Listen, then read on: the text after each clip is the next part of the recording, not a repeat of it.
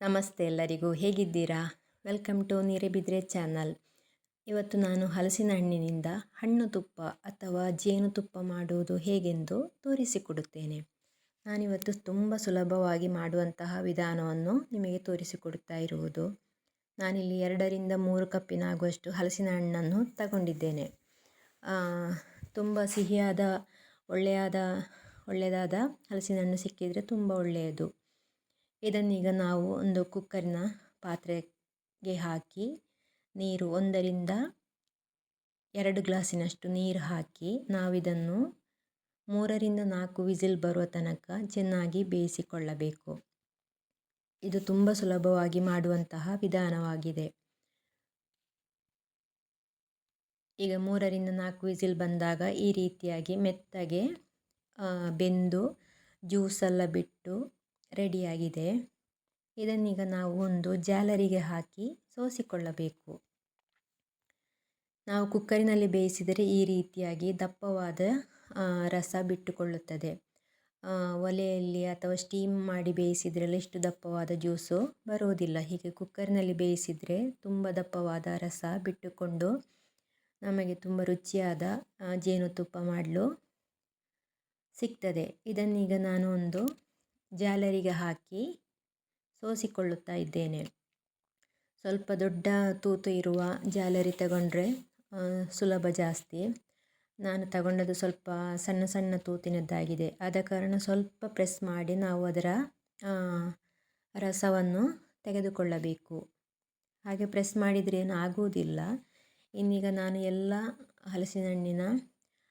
ಹಲಸಿನ ಹಣ್ಣನ್ನು ಹೀಗೆ ಸೋಸಿ ರಸವನ್ನು ರೆಡಿ ಮಾಡಿ ಇಟ್ಟುಕೊಳ್ಳುತ್ತೇನೆ. ಈಗ ಈ ಪಲ್ಪನ್ನು ನಾವು ಬಿಸಾಕದೆ ಇದರಿಂದ ಕೂಡ ನಮಗೆ ಹಲಸಿನ ಹಣ್ಣಿನ ಕೊಟ್ಟಿಗೆ, ಪಾಯಸ ಅಥವಾ ಪೆರಟಿ ಮಾಡಲಿಕ್ಕೆಲ್ಲ ಈ ಪಲ್ಪನ್ನು ಉಪಯೋಗಿಸಿಕೊಳ್ಳಬಹುದು.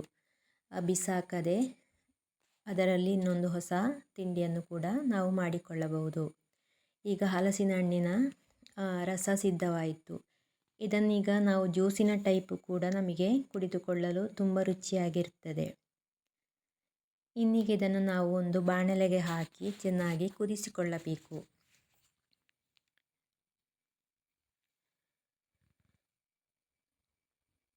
ನಾನಿಲ್ಲಿ 1 ಅಚ್ಚು ಬೆಲ್ಲವನ್ನು ತಗೊಂಡಿದ್ದೇನೆ. ಸಾಧಾರಣ ಇಲ್ಲಿ ಅರ್ಧ ಲೀಟರ್ ರಸಕ್ಕೆ 1 ಅಚ್ಚು ಬೆಲ್ಲ ನನಗಿಲ್ಲಿ ಬೇಕಾಗ್ತದೆ. ನೀವು ತಗೊಳ್ಳುವ ಹಲಸಿನ ಹಣ್ಣಿನ ಮೇಲೆ ಅದು ಡಿಪೆಂಡ್ ಆಗಿರ್ತದೆ. ಇದು ತುಂಬ ಸ್ವಲ್ಪ ಸಿಹಿಯಾದ ಹಲಸಿನ ಹಣ್ಣಾದ ಕಾರಣ ನಾನಿಲ್ಲಿ 1 ಅಚ್ಚು ಬೆಲ್ಲವನ್ನು ತುಂಡು ತುಂಡು ಮಾಡಿ ಈಗ ಈ ರಸಕ್ಕೆ ಹಾಕಿ ಚೆನ್ನಾಗಿ ಕುದಿಸಿಕೊಳ್ಳುತ್ತೇನೆ. ಇದೀಗ ಚೆನ್ನಾಗಿ ಹೀಗೆ ಕುದಿದು ಸ್ವಲ್ಪ ಬತ್ತಬೇಕು ಅಥವಾ ಸ್ವಲ್ಪ ತಿಕ್ ಕನ್ಸಿಸ್ಟೆನ್ಸಿ ಬರುವ ತನಕ ನಾವು ಚೆನ್ನಾಗಿ ಕುದಿಸಿಕೊಳ್ಳಬೇಕು. ಈಗ ಚೆನ್ನಾಗಿ ಕುದಿದು ಈ ರೀತಿಯಾದ ದಪ್ಪ ರಸವಾದಾಗ ನಾನಿದನ್ನು ಆಫ್ ಮಾಡ್ತೇನೆ. ತುಂಬ ರುಚಿಯಾದ ಹಲಸಿನ ಹಣ್ಣಿನ ಜೇನು ಅಥವಾ ಹಣ್ಣು ತುಪ್ಪ, ಜೇನುತುಪ್ಪ ಅಂತ ಹೇಳ್ತೇವೆ, ಅಥವಾ ನಮ್ಮ ಭಾಷೆಯಲ್ಲಿ ಹೇಳೋದಾದರೆ ಹಲಸಿನ ಹಣ್ಣಿನ ರವೆ ಅಂತ ಹೇಳ್ಬೋದು. ಹಲಸಿನ ಹಣ್ಣಿನ ಪರಿಮಳದಿಂದ ಕೂಡಿದ ರವೆ ಈಗ ಸವಿಯಲು ಸಿದ್ಧವಾಯಿತು. ಇದೀಗ ಆರಿದ ನಂತರ ನಾವು ಒಂದು ಬಾಟಲಿಗೆ ಹಾಕಿ ಇಡೋಣ. ಇದು ತುಂಬ ದಿನಗಳ ಕಾಲ ಬಾಳ್ವಿಕೆ ಬರ್ತದೆ ಚೆನ್ನಾಗಿ ಕುದಿಸಿದ ಕಾರಣ.